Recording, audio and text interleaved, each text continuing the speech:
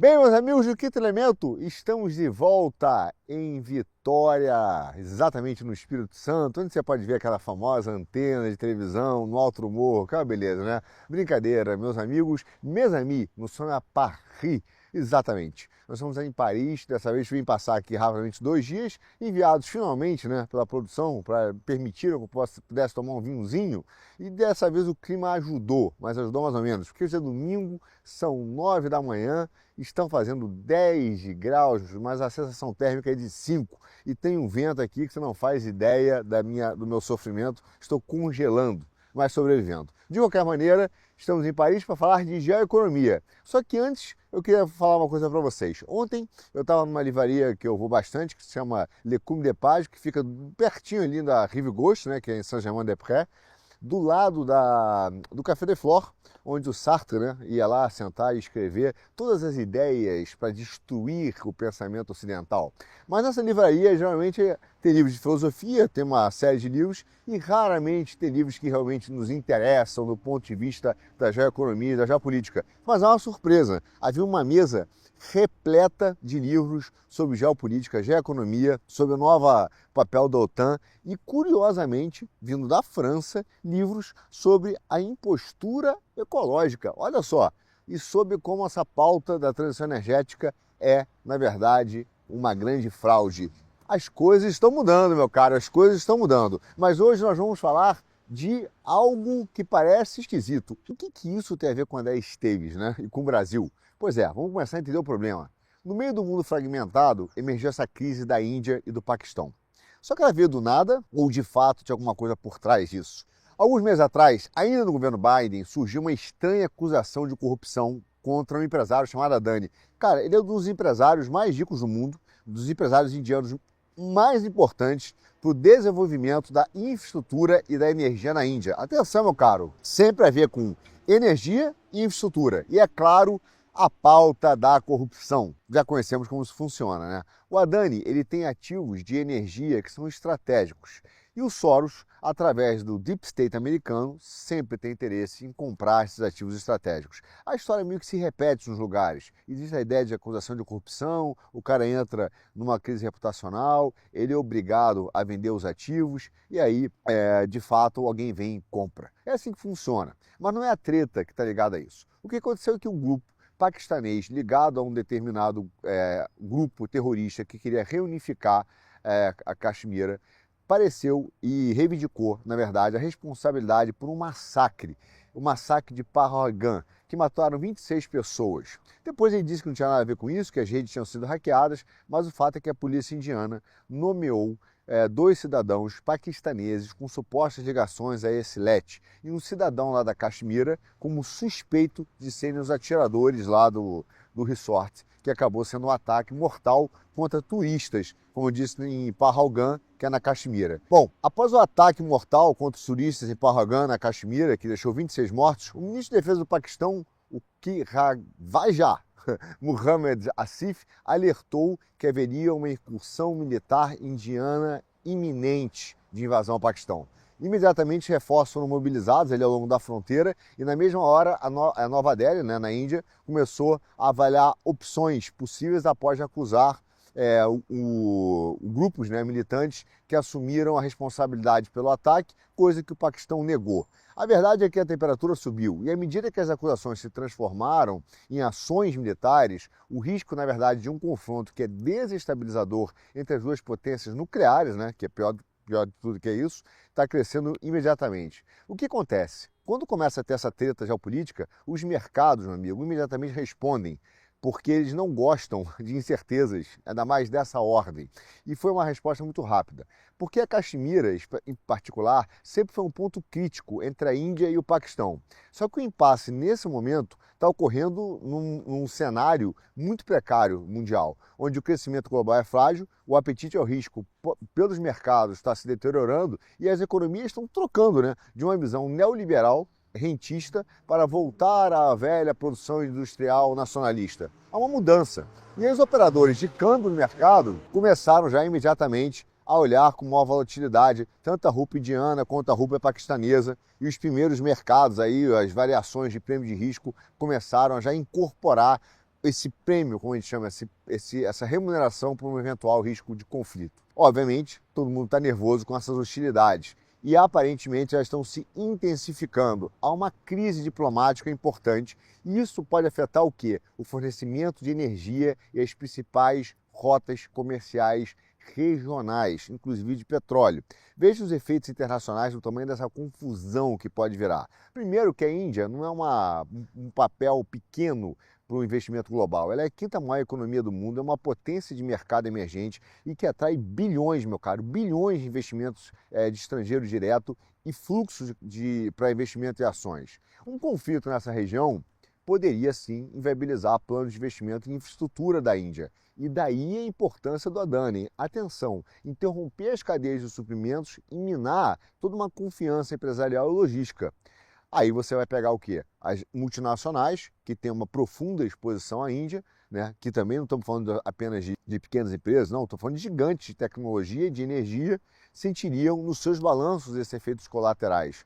E, obviamente, do outro lado, a economia do Paquistão, que já é pressionada por uma inflação, já tem uma desvalorização grande da rúpia paquistanesa e ainda por cima teria que aumentar uma dívida para poder encarar eventual conflito com a Índia. Ou seja, isso exigiria um apoio financeiro externo, possivelmente empréstimos de aliados como a China ou o FMI mesmo, para poder remodelar toda uma estrutura de infraestrutura de reequilíbrio econômico na região. Ou seja, do outro lado, você também tem os Estados Unidos com as suas batalhas domésticas e impondo à China uma pressão maior sobre a questão das tarifas e refazendo toda uma política diplomática. Esse é o cenário que começou a surgir desse conflito. Imediatamente o que acontece? Os mercados de energia vão ficar mais expostos, não tenha dúvida.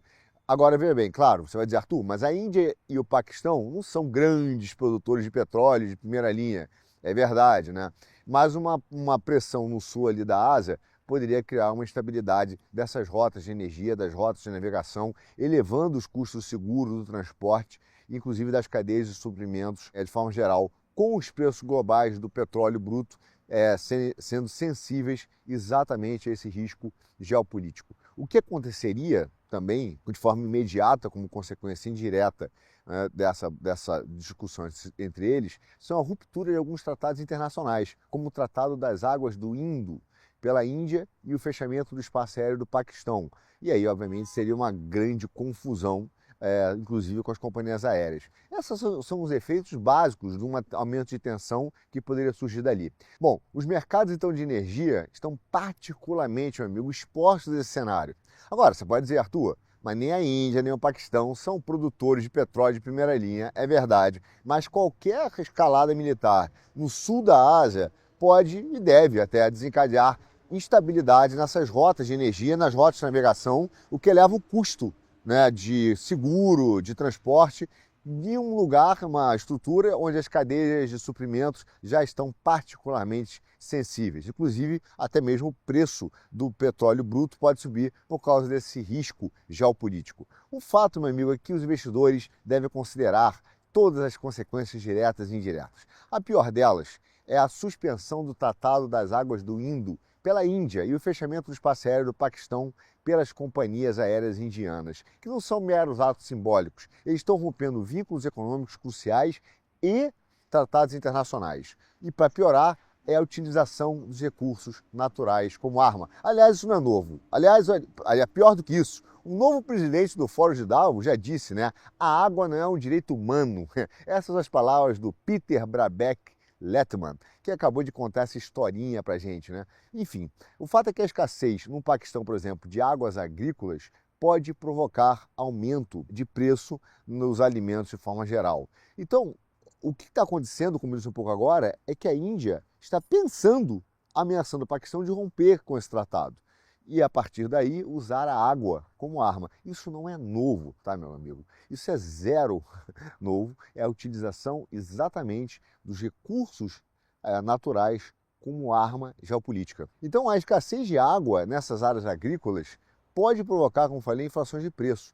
Os caras estão usando as estruturas de recursos naturais como arma, assim como aconteceu com a China recentemente, de usar o embargo à exportação de terras raras. ou seja, de commodities, né? As tensões que estão se tratando regionais, elas podem então repercutir no setor de tecnologia. Por exemplo, ainda tem um setor muito próspero de tecnologia, atrativo para o capital de risco e tem contratos enormes de desenvolvimento.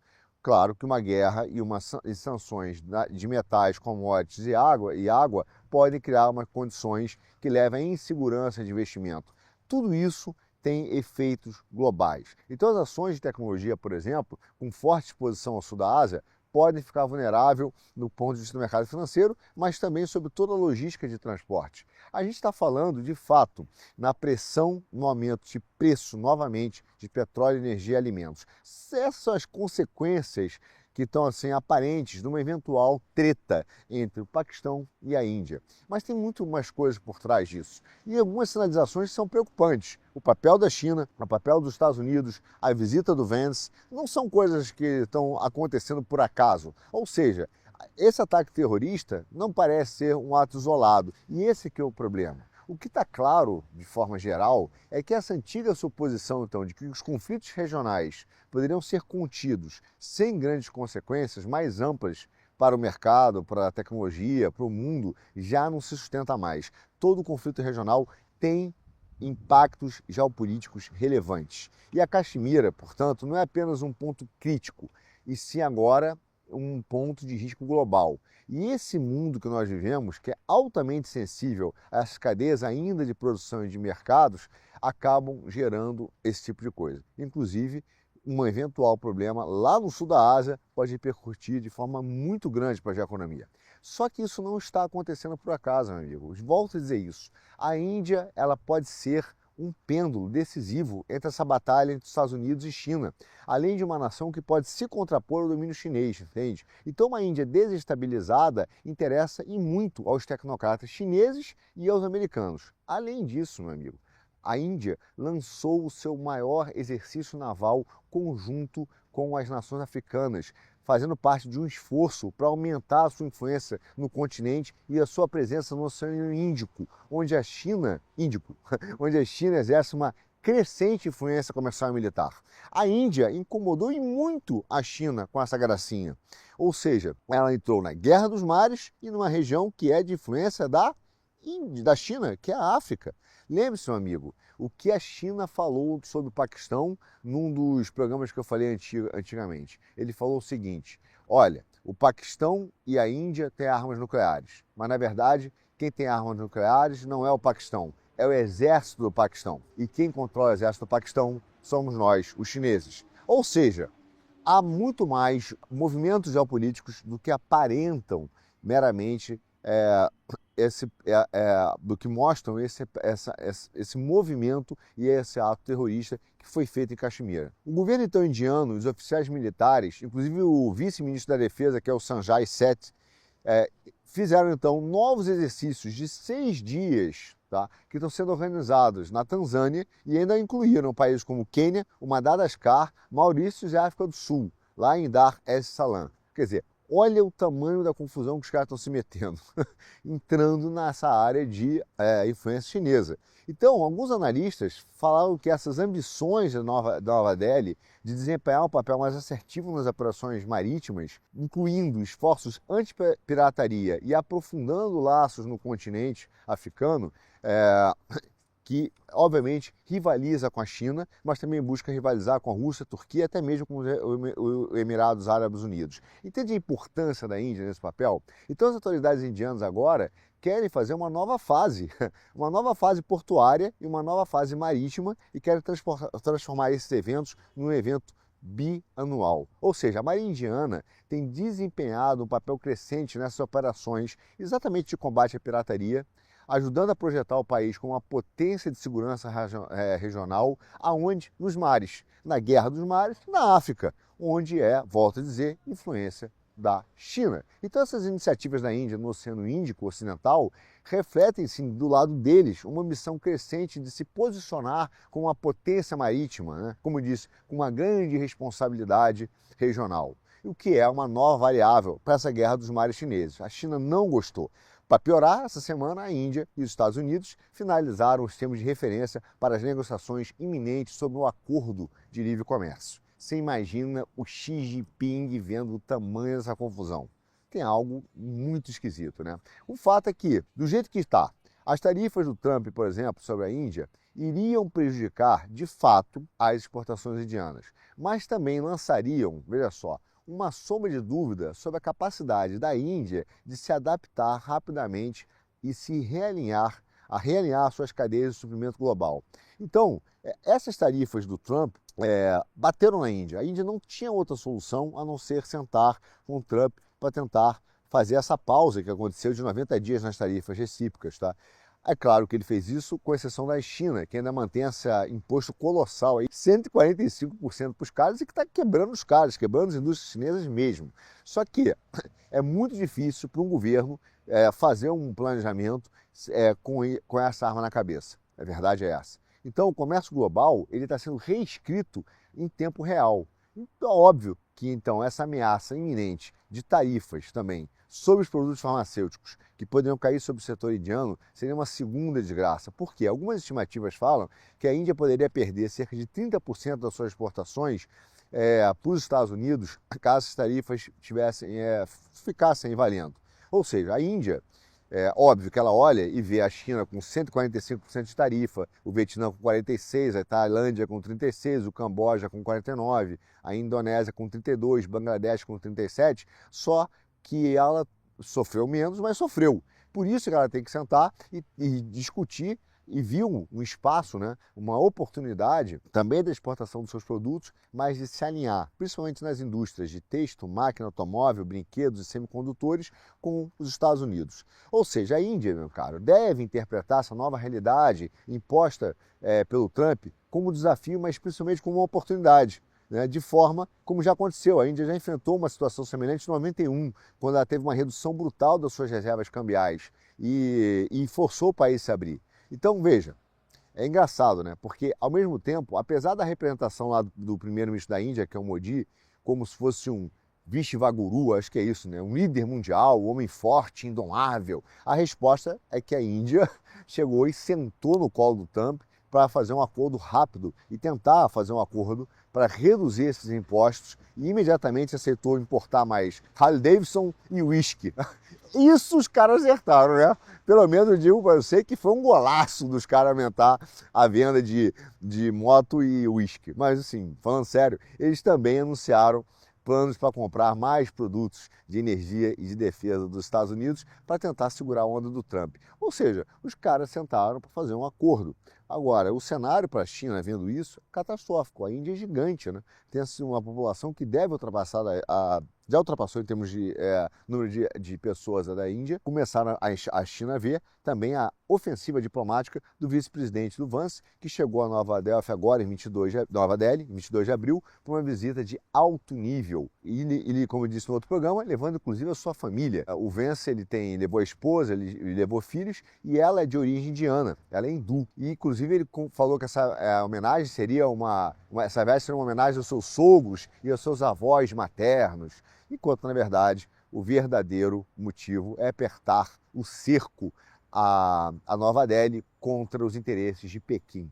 O fato é que a base industrial da Índia hoje ela é muito alinhada, muito parecida com uma grande linha de montagem. Ela produz bens intermediários, matérias-primas, equipamentos, capital, tecnologia, mas o fato é que tudo isso é basicamente uma linha de montagem para exportação para os Estados Unidos, entendeu?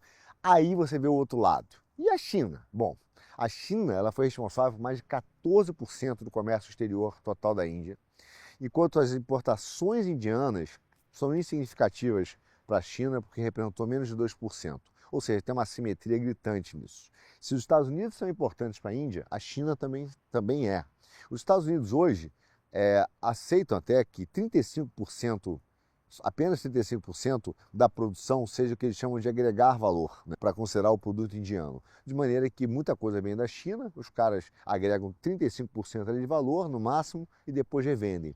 Esse modelo deixa a Índia bastante vulnerável ao interesse desses dois grandes países. Ou seja, se ela se inclina para os Estados Unidos, ela corre o risco de uma retaliação chinesa que pode paralisar suas redes de produção. Inclinar-se para a China, ela perde o acesso ao mercado americano. porque parte da produção é feita com coisas da China e ela vende para os Estados Unidos. Esse é o enigma da Índia hoje. O que ela faz? Se junta aos Estados Unidos ou vai no confronto com Pequim? Entende? Como ela vai fazer isso a partir do momento que a sua trajetória econômica e também não está muito boa e ainda por cima ela quer crescer a sua influência regional? Ou seja, há tensões econômicas que são absolutamente relevantes. Agora veja, a arma mais imediata da China nesse movimento seria exatamente a manipulação comercial, porque tem um déficit de 100 bilhões com a Índia esse ano, em 24 e 25. Então, o Pequim poderia impor tarifas ou barreiras tarifárias ou não tarifárias, como, por exemplo, aumentar a fiscalização de produtos agrícolas, os artigos de couro, e isso restringiria o acesso da Índia a mercados chineses, entende? E aí, se os caras quiserem apertar o botão e destruir a economia mesmo, é só restringir as importações de insumos essenciais, que principalmente os precursores farmacêuticos, que é 70% do fornecimento da Índia, os componentes de smartphone e as máquinas industriais. Aí os chineses tacariam uma bomba nuclear econômica na Índia de vez. Em 2020 agora, quando a Índia reforçou o escrutínio sobre investimentos chineses, né, o Pequim retalhou e bloqueou a visita de engenheiro, técnico. Falou, cara, nós não vamos deixar vocês entrarem aqui mais, etc. E isso gerou problemas graves para a China, para a Índia. Então essas restrições paralisariam os setores aí de smartphone, farmacêutico, energia solar, toda a cadeia de suprimentos. Então a Índia hoje, veja, é absolutamente estratégica, está fazendo uma incursão militar, está querendo entrar em áreas militares e também marítimas, aumentar a influência na África, mas ela tem uma dependência da China e dos Estados Unidos. Esse é um nó. Ou seja, a China hoje representa para eles mais de 1/3 do comércio exterior da Índia. Pô, como é que o cara pode, então, abrir mão disso no momento que eles estão com uma grave retração econômica, têm ambições industriais e querem aumentar a sua competitividade global? Entende? Esse é um problema. Por outro lado, a China ainda por cima pode oferecer uma alavancagem financeira, né? Os caras têm 3 trilhões em reservas cambiais e influência significativa hoje nas finanças globais. Então, é óbvio que a Pequim poderia interromper o financiamento comercial, também cortar os financiamentos, restringir o prazo de pagamento e simplesmente apertar a liquidez financeira da China, da Índia. Eles têm, de fato, muitos instrumentos para poder restringir o crescimento econômico, restringir o financiamento das startups indianas e segurar de vez a economia indiana. Então, não é uma situação fácil e por isso que todo esse conflito que está surgindo lá acaba alertando, chamando para eventos que estão muito mais nesse jogo, nessa briga política e geopolítica de bastidores do que parece. Inclusive, meu caro, o que a gente não pode esquecer é que a Índia está onde? Nos BRICS. E a China pode criar vários obstáculos financeiros dentro dessa configuração das indústrias e das iniciativas indianas, da sua expansão de produção doméstica, ou até mesmo junto aos países aliados, né, dos BRICS, a China pode criar esse problema para a Índia. Ou seja, meu amigo, de forma mais sutil ainda, a gente não pode esquecer que a China está onde? E a Índia está onde? Nos BRICS. Então eles podiam começar a atrapalhar e bloquear o desenvolvimento, as parcerias com essas instituições dos BRICS, com países aliados, atrapalhando os projetos indianos, criando obstáculos financeiros que poderiam prejudicar as iniciativas industriais e de infraestrutura na Índia, limitando a capacidade de produção, né, junto aos seus aliados, mesmo a produção doméstica e até mesmo afastando a possibilidade de compra de insumos chineses. Ou seja, meu amigo, a China pode criar uma confusão gigante do ponto de vista, inclusive não só industrial, mas tecnológico mesmo. A gente não pode esquecer que as redes 5G e os projetos e cidades de inteligentes da Índia dependem em grande parte da tecnologia das empresas chinesas como a Huawei e a ZTE. Entendeu? Então, Pequim pode realmente prejudicar a infraestrutura digital da Índia, restringindo ou até mesmo suspendendo, meu amigo, o suporte técnico. Você imagina o tamanho do estrago. Então veja, o que nós estamos vendo desse conflito me parece que é muito mais uma ação de bastidores de alguns países buscando desestabilizar a Índia do que, de fato, um evento isolado de um grupo que realmente cometeu um ato terrorista e uma chacina, onde morreram as 26 pessoas, e que usaram para isso a questão religiosa, a diferença entre o racha que existe entre o Islã e os hindus. E também em relação ao conflito de Caxemira. Parece que nós estamos vivendo um movimento de desestabilização e da famosa guerra por procuração, o que é muito comum na geopolítica, o que aconteceu agora, né, com a própria questão da Ucrânia e da Rússia, que não deixou de ser uma guerra por procuração, entende? E para onde, esse é o problema, para onde vai caminhar então? A questão é que também existe o domínio da China, como a gente falou, sobre esses minerais crus essenciais, que são os elementos de terras raras. E isso, tanto para os Estados Unidos quanto para a Índia, representa um risco ainda maior. E para a gente também. Em 2023, agora, a Índia, por exemplo, intensificou a utilização disso para uma série de equipamentos de defesa, energia renovável, carros, né, incluindo os principais minerais, que é o lítio, cobalto, titânio, silício, bismuto e o neodímio. Todos esses metais fazem parte, são importantes. Ela hoje produz mais ou menos umas 7... Ela tem, na verdade, o quinto maior estoque de metais do mundo, tá? Só que ela tem uma capacidade de processamento e refino que é insignificante. Então, eles dependem da China exatamente para poder fazer o refino disso.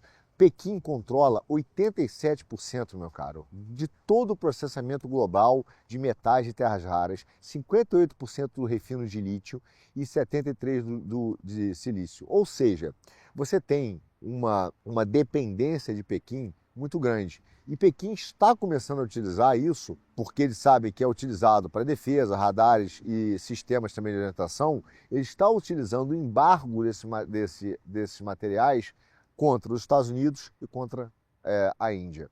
Ou seja, grande parte do que está acontecendo hoje, dessa guerra comercial, é uma guerra que não tem nada a ver com economia, mas tem a ver com geopolítica, entende? Com interesses estratégicos para criar áreas de interesses e de domínio, que não começou com Trump, mas que também começou exatamente com um processo expansionista, não imperialista necessariamente, mas expansionista chinês. E a Índia, volto a dizer, vou falar várias vezes aqui no nosso programa, meu caro, vai ganhando importância cada vez maior. E diplomaticamente, a China quer isolar a Índia, sim, dentro da Organização de Xangai e dos BRICS, quer botar ela como um parceiro. Ou seja, se ela se aliar com os Estados Unidos, o que a China irá dizer é que há uma traição da China em relação aos seus aliados, aos projetos dos BRICS e da Organização de Xangai, entende? E vão tentar obstruir as iniciativas da Índia nessas organizações. Por exemplo, no BRICS, a China com certeza, né, já está fortalecendo laços com o Brasil e com a África do Sul, né, e está aos poucos tentando marginalizar a Índia e principalmente o que a gente chama da diplomacia de Nova Delhi. Está fazendo política com os vizinhos da China, da Índia, que é Bangladesh, Nepal, toda aquela região, e está acabando com essa política da Índia de vizinhança em primeiro lugar. O enviado chinês, o Zheng Chong, destacou recentemente, né, a importância do projeto do BRI para o sul da Ásia, entendeu? E falando da importância desse desenvolvimento da nova Rota da Seda. Tudo isso vai eliminando e vai minando essa influência regional que a Índia tem. Agora, exercícios militares também estão sendo aumentados. Por exemplo, os exercícios navais no Oceano Índico, pegando os portos de Givadar, Hambantota e Shadowgram, também desafiam esse projeto marítimo indiano, entendeu? E, como eu descrevi até recentemente no Twitter, em face do apagão que teve na Europa, quando teve agora em Portugal, me lembrou exatamente o apagão que teve em Mumbai em 2020, quando os hackers chineses entraram e fizeram um grande apagão em Mumbai que paralisou a economia indiana. Tudo isso são ameaças de guerra de procuração, usando tanto o Paquistão ou Mianmar. E grande parte dessas guerras são, sim, meu caro, armadas pela China. São armadas para acabar com o aparato de segurança institucional. E por isso que eu digo para você, a Índia precisa ser desestabilizada. E não é isso que está por detrás dessa crise com o Paquistão? Essa é a grande pergunta. O soft power, né, hoje, que a China tem, é de fato desestabilizar o governo do Modi. A aproximação com Zéu tem sido muito rápida e tem sido cara e perigosa para a China, entende? Então essas alianças que a Índia construiu e a China está vendo ela construir, alertam e mostram um perigo que a China não pode aceitar. E em Washington, as negociações comerciais da Índia com os Estados Unidos essa semana foram muito boas, né? E testaram aí a capacidade realmente, eu vou dizer para você do Modi, que é um político que sabe navegar num campo minado. Esse cara sabe viver ali em cima do muro e operar bem, né? Porque ele tem a dependência marítima, depende comercialmente de Pequim, mas também depende dos Estados Unidos. Um passo em falso do Modi podia levar assim, a Índia numa turbulência econômica e comprometer sua segurança assim, de forma enorme. Só que apesar de todos esses perigos geopolíticos, digamos assim, a verdade é que o Modi está conseguindo fazer essa administração com os dois países de forma inteligente. Por isso é que ele precisa ser o quê? Desestabilizado. Então as tensões entre Índia e o Paquistão, né, que estão ameaçando se transformar num conflito armado aberto, tem implicações sim. Não é só para o mercado financeiro, não é só para as questões de logística, não é só para as questões energéticas, mas também para tudo isso e de zonas de influência. E a utilização dos recursos naturais como arma está cada vez mais aberto, como nós sempre falamos aqui no nosso Geoeconomia. Seja água, seja metais de terras raras e seja o dinheiro, entende? Tudo isso está sendo utilizado. Tem uma região na Índia chamada que é o Terceiro Polo, que é onde tem as reservas glaciais, né, que é ali entre ela e o Paquistão. É uma fonte essencial de água doce, tá, meu caro?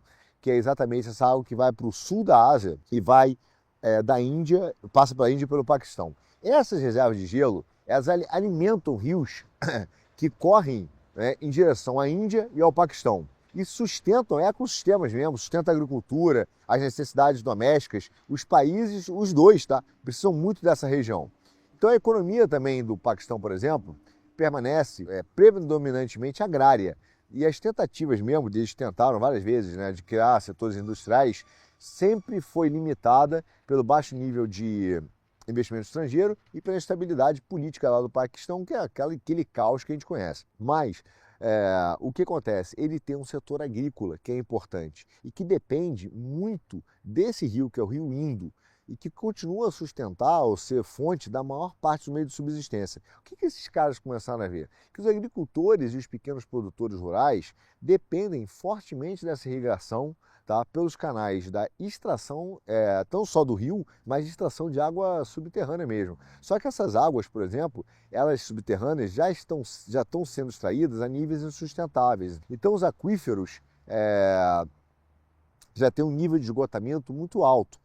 Então essa extração excessiva já não começa a criar uma indisponibilidade hídrica futura. Por isso que a dependência da agricultura desses rios é muito alta. Então nesse contexto, o que aconteceu? A recente decisão, no meio da treta da Índia, de suspender esse Tratado das Águas do Indo, fez soar um alarme, meu amigo. Não é no Paquistão, não, no mundo. As autoridades lá de Islamabad, que é no Paquistão, falaram que isso era um ato de guerra, né? Porque é basicamente matar as pessoas de sede e depois de fome. Então começaram a avaliar que inclusive eles não poderiam, o tratado não previa nem mesmo uma eventual suspensão dele, porque ele foi assinado, é muito doido, ele foi assinado em 1960, né? Mais ou menos. O tratado ele concedeu, então, explicitamente, acesso às águas dos rios ocidentais, que é o Indo, o Jhelum e o Chenab. Ele deu acesso ao Paquistão e às águas dos rios orientais à Índia, né? E aí fez uma alocação lá de 20% de água para um lado, 80% de água para o Paquistão, eles podiam utilizar aquilo ali em conjunto, tinha ali um direito de usar, né? Apesar da Índia ter esse direito, ela não usa só a cota integral dessa água e muito disso acaba desaguando no Paquistão. Então, desses rios, na verdade, que são vários, 4 deles, desses 6, nascem inteiramente na Índia, enquanto 2 rios nascem lá no Tibete. Olha a confusão, hein? Só que atravessam a Índia até desaguar no Paquistão, entende? Então, embora a Índia tenha o direito de usar a sua cota integral de água, o fato é que eles não ainda, uma grande parcela disso, permanece sem utilização nesse rio que é chamado Rio Ravi, que deságua lá no Paquistão. Então, como eu falei, 4 desses rios nascem na Índia, lá no Tibete, e atravessam, 2 deles nascem no Tibete, atravessam a Índia e deságua no Paquistão. Qual o efeito disso? É que todo esse controle geográfico confere à Índia uma posição superior. E é uma das razões pelas quais o Paquistão tem preocupação, tanto quanto o controle indiano, quanto a reação da Índia a eventuais problemas geopolíticos, por exemplo, de bloquear os rios e não deixar as suas águas fluírem livremente pelo seu território, o que seria catastrófico para a sua economia e para a sobrevivência das pessoas. Então o Paquistão não pode desviar essas águas também, o Paquistão não pode desviar essas águas, né, antes de passarem efetivamente pelo Paquistão. Então, se eles não, por exemplo, se eles não tivessem entrado oficialmente no país, eles não poderiam extrair essa água para irrigação ou armazenamento em larga escala. Há uma série de questões nesse tratado que é absolutamente importante para os dois países, mas principalmente o Paquistão. Então, no momento em que a Índia chega e fala assim, eu vou interromper isso, ela está fazendo uma utilização de armas, usando os seus recursos, os seus commodities que se pertencem a ele, como armas de guerra, armas pelo menos de influência política, entende? Isso se tornou mais ou menos um cenário normal no mundo, menos para o Brasil, porque a gente não pode usar o nosso petróleo, a gente não pode usar os nossos commodities, não. Os outros podem, o Brasil não, porque nós temos que seguir a pauta neoliberal, que é exatamente a distribuição internacional da riqueza, né, meu caro? É o que vivemos. Mas, enfim, a Índia começou a utilizar isso para ameaçar o Paquistão. Então, quando elas fazem esse movimento, isso leva a uma preocupação grande de geopolítica, porque eles não poderiam, em tese, nem romper esse contrato, entende? Porque, de acordo com o tratado, ambos os lados poderiam usar os rios para fins de consumo, mas não poderiam prejudicar o seu uso e não poderiam sequer suspender esse contrato. Existem cláusulas de arbitragem, uma série de outros fatores. Ou seja, a água começou a ser utilizado como ativo geoeconômico. Por isso que eu disse lá no início do nosso programa que nada disso é à toa. Por isso que a manifestação do novo presidente de Davos, do Fórum Econômico Mundial, é absolutamente assustadora e preocupante. Você lembra que ele disse que a água não é um direito humano? Ora, se a água não é um direito humano, a Índia pode suspender o uso da água, concorda? E ele ainda diz mais, que a água não é um direito humano e deve ser privatizada. Essas foram as palavras do o novo presidente do Fórum Econômico Mundial, que é o Peter Brabeck. A água não é um direito humano. Isso está começando a se tornar uma pauta econômica, entende? Então, na medida que a Índia toma essa decisão, nós começamos a olhar e falar assim, há algo que está sendo feito para criar uma lógica de mercado neoliberal sobre ativos de commodities no mundo todo, inclusive a água, seja para criar uma lógica financeira sobre ela, seja para criar uma lógica geopolítica. Pois bem, meu caro, então na medida agora que a China se aproxima e está pendendo para o ZEWA, seja pela visita do Vance, pela questão da energia, petróleo, os alimentos, o que nós estamos vendo é uma crise internacional que foi feita pelo Paquistão, mas com influência chinesa e que coincidências geopolíticas. Agora veja, isso atinge o Brasil. Recentemente, saiu uma matéria falando assim, do André Esteves, né? Dizendo que o André Esteves, o BTG, é a Goldman Sachs dos trópicos. Mas veja você, meu caro, veja você. Isso é um elogio? É quase o seguinte, cara, você é a sombra de um cara grande, né? Você você é o Manchester United da terceira divisão do brasileiro. Você é o Arsenal do Piauí. Não, cara, foi a maior esculhambada que o Financial Times deu no André Esteves, mas ele deve ter gostado, né, cara? Ele deve ter gostado. Mas qual o que chama a atenção nessa matéria que eu queria chamar a atenção para a gente de efeitos do que está acontecendo no mundo, beleza? O fato disso ter surgido no Financial Times é porque o BTG resolveu agora entrar no setor de alimentos. Veja você, ele quer começar a competir com as grandes tradings de alimentos.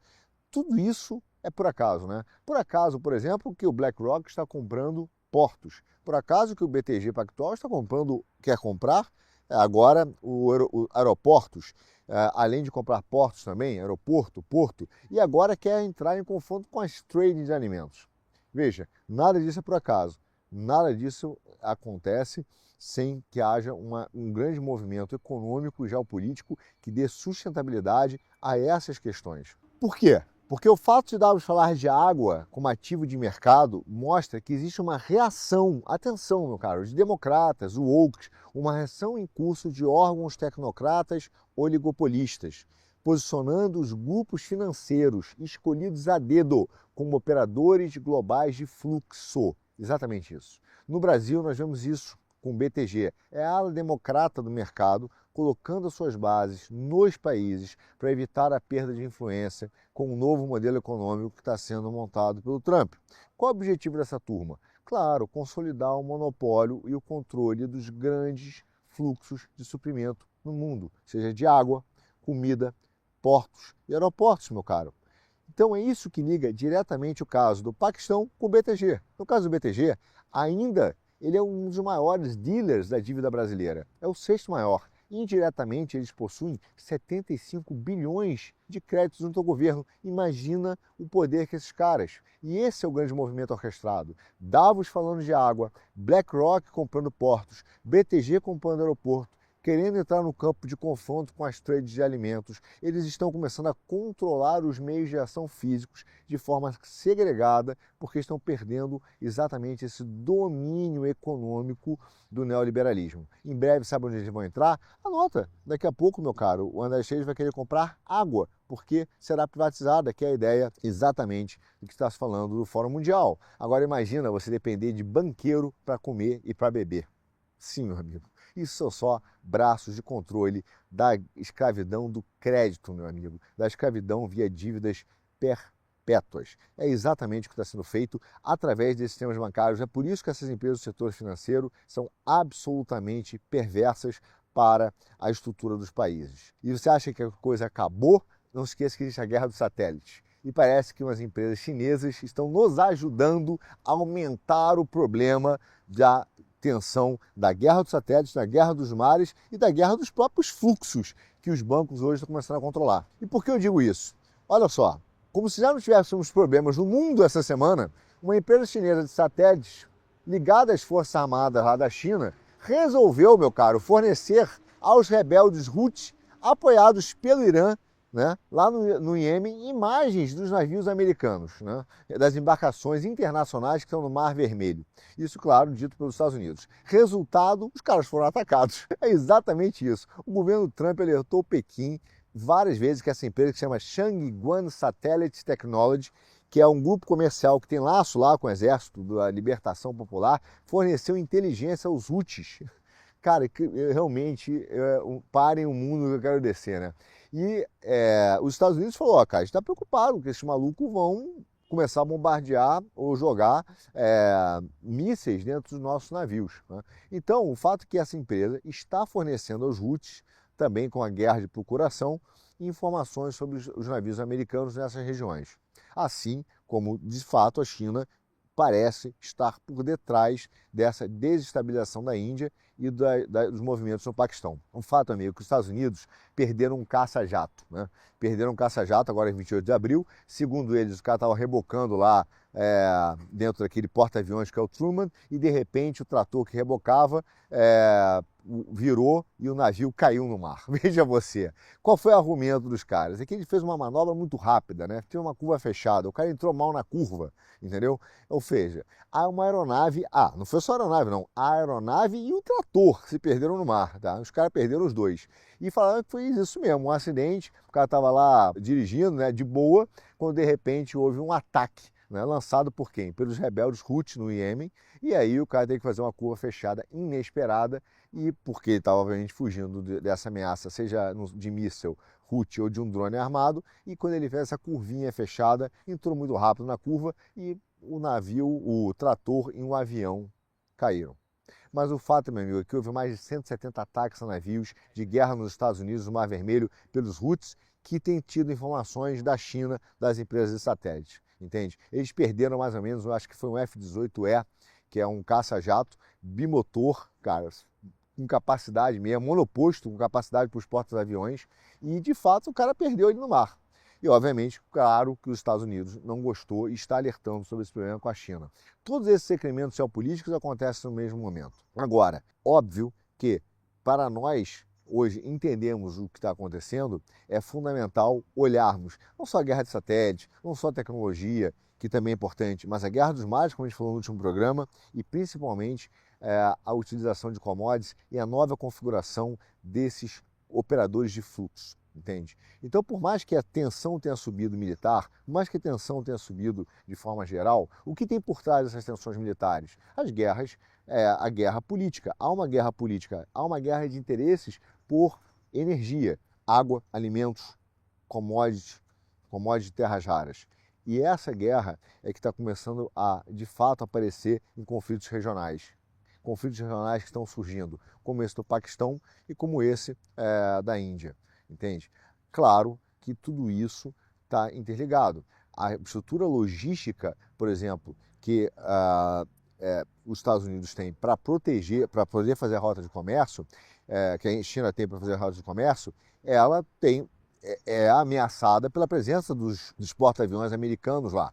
E é por isso que, de certa forma, o Irã tem patrocinado os Houthis e tem patrocinado, junto com a ajuda da China, para atacar os Estados Unidos e deixar essas áreas do marítimo ali livre para poder, de fato, continuar sendo uma influência total chinesa. Agora, o que chama a atenção é como os Estados Unidos, como os navios americanos não conseguiram identificar a presença desse míssil Houthi ou a presença do drone, a ponto do cara ter que fazer aquela curva no final, né? Dar o cavalo de pau no mar, né? E os porta-aviões ali, perder o trator perdeu um avião que estava sendo rebocado, entende? E você está falando de um porta-avião que é o Truman, que, meu amigo, é um porta-avião de respeito, não é um porta-avião qualquer. Acho que aquele porta-avião cabe até 6.000 pessoas dentro daquele porta-aviões. Ou seja, nós estamos falando de uma estrutura, cara, parruda. Tudo isso acontecendo no mesmo momento geopolítico. Agora, meu amigo, vamos lá, só um parêntese. Se a história da curva fechada for verdadeira mesmo, né, esse é o ponto, a verdade é que isso é uma vergonha para o cara ter que fazer uma manobra evasiva para poder evitar um drone. Então, acho que a explicação do governo americano tinha que ser um pouco melhor do que está acontecendo e porque eles não perceberam um drone ou um míssil voando a baixa altitude e que não foi captado pelo radar. Essas coisas têm que ser melhores entendidas, porque nós estamos vivendo questões militares bastante pesadas, principalmente nessa região do Golfo Pérsico e do Mar Vermelho, que eu volto a dizer, são afetados ali. Aliás, o radar, para dar uma amenizada nos Estados Unidos, esses radares ali são afetados pelos dutos, tem uma zona que é indetectável mesmo, né? Uma zona, um ponto cego em algumas dessas regiões. Mas, de qualquer forma, não dá para a gente dizer o seguinte, tá tudo bem, não é verdade? Então, a gente tem que começar a perceber que, de fato, não estamos apenas numa guerra comercial, mas essa guerra comercial já aparece em vários momentos como guerra quente ou guerra de sabotagem. É um novo perfil de guerra, não é uma guerra quente direta entre países, mas se utiliza sabotagem, se utiliza guerra civil, né? Essas incursões e até mesmo o crime organizado. Então, esse é o cenário que passa por todas essas questões que a gente viu essa semana, meu caro. Então, meu caro, é claro que os Estados Unidos têm que explicar como uma potência de terceira categoria, como os Houthis, né, pode ameaçar um porta-avião norte-americano, entende? Com armas que são claramente inferiores. É óbvio que isso teve ajuda de terceiros e isso são formas de guerra quente que estão sendo feitas hoje, utilizando dessas incursões, dessas sabotagens como instrumentos de guerra quente. No mesmo momento, não é à toa, em que a China enfrenta, por causa das tarifas, uma luta pela sobrevivência das suas empresas. As vendas para o mercado americano despencaram. São fabricantes de brinquedos, móveis e camisetas, e produtores de metal que sentiram esse efeito da tarifa do Trump. Então, a China precisa recuperar o seu domínio econômico voltando para a economia liberal, que é o que ela precisa. Porque, do jeito que está hoje, várias empresas suspenderam a produção e colocaram os funcionários em licença. O fato é que a política, essa nova forma mundial que o Trump está fazendo, atingiu a China em cheio. Eu estou falando de coisas pequenas, falando de fábrica de semicondutor, fábrica de carro, que está se esforçando para manter as operações funcionando. Alguns empresários chineses compararam essas tarifas às interrupções da cadeia de produção da época da pandemia, meu cara. A coisa tá feia na China. E é óbvio que ela vai começar, então, não só estabelecer, como já tem estabelecido, um diálogo de bastidores com os americanos, mas também tentar recuperar, remontar esse sistema de zonas de influência, nem que seja através de guerras de procuração. Por isso que eu digo que o mundo de um século chinês será um mundo onde os conflitos regionais serão maiores. E veja bem, os movimentos financeiros oligopolistas, que envolvem Soros, BlackRock, Esteves, estão então reagindo a isso e querendo montar, serem operadores desse novo controle de fluxos. Por quê? Porque os liberais, eles não precisavam não só da divisão internacional do trabalho, mas da administração internacional dos recursos, entende? E nesse momento em que a volta da economia dos países querendo ser soberanos e produzirem os seus próprios ativos, eles perdem esse controle global. É necessário então o quê?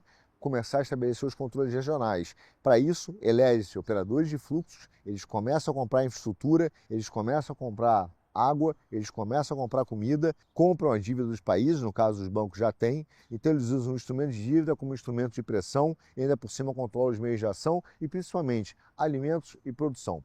Basicamente, essa é a estrutura do mundo hoje, desse mundo muito fragmentado. É um mundo que é confuso para todos nós, para mim também, meu caro, não é só para você. Então veja, você tem uma crise no Paquistão com a Índia, que de repente surge por uma guerra de procuração causada pela China, aparentemente, né, e que envolve e que mexe no âmago de uma disputa territorial, histórica entre os dois países, mas também religiosa, que é o conflito entre os hindus e o Islã. Ao mesmo tempo, os muçulmanos e os hindus, em uma disputa territorial. Veja, é um mundo onde começa-se um conflito baseado entre Paquistão e Índia. Quando você vai ver, a priori, parece que é um conflito territorial, feito por um grupo terrorista, mas que também remonta a questões religiosas. Há um conflito entre o grupo muçulmano e o grupo hindu. Aparentemente, com esse pretexto. Quando você vai ver que se trata de um movimento de desestabilização por procuração vindo da China, por causa dos recentes movimentos da Índia de se aproximar dos Estados Unidos e principalmente de começar a pender para fazer acordos comerciais que acabam tornando a sua indústria mais potente. E ao mesmo tempo, no momento que essa desestabilização ocorre de um possível confronto militar, de um aumento de uma tensão militar, ela também serve para fazer uma desestabilização política, claro, porque a Índia hoje está se aproximando dos Estados Unidos, sim. Ela hoje está pendendo para fazer acordos econômicos, porque ela não pode perder esse mercado, sim, mas ela também não pode perder a sua cadeia de produção que depende da China. Mas ela começa a sinalizar que vai topar os acordos comerciais e as tarifas feitas pelo Trump e as condições impostas pelo Trump. O que acontece com isso? Não é apenas uma questão de ganho e perde econômico, é que se fortalece a troca de todo o modelo econômico mundial que está sendo proposto pelos Estados Unidos. O fim desse liberalismo globalista que não favoreceu a classe trabalhadora e que agora está sendo trocado por um sistema montado em Alexander Hamilton, que busca trazer as indústrias de novo para dentro dos países. Surge esse conflito. O que a Índia reage? Reage de uma forma muito pragmática, mas talvez fosse esperado por esses globalistas. Eu vou cortar a sua água.